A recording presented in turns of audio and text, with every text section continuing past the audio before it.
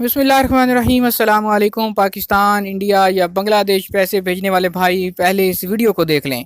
हम आपको बताने जा रहे हैं आज का ताज़ा तरीन सऊदी रियाल एक्सचेंज रेट कि किस बैंक का रियाल रेट आज सबसे अच्छा चल रहा है।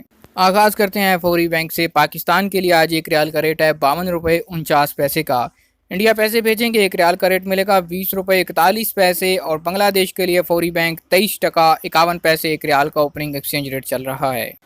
इंजाज बैंक पाकिस्तान के लिए आज एक रियाल का रेट है 52 रुपये 47 पैसे का। इंडिया पैसे भेजेंगे इंजाज से एक रियाल का रेट मिलेगा 20 रुपये 39 पैसे का और बांग्लादेश के लिए आज इंजाज बैंक 23 टका 36 पैसे।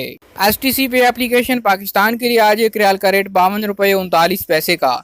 इंडिया पैसे भेजेंगे STC से एक रियाल का रेट मिलेगा 20 रुपये 31 पैसे का, जबकि बांग्लादेश के लिए आज STC पे ऐप 23 टका 40 पैसे एक रियाल का ओपनिंग एक्सचेंज रेट। चौथे नंबर पर है तहवील अल राजी। पाकिस्तान के लिए आज एक रियाल का रेट है 52 रुपये 10 पैसे का।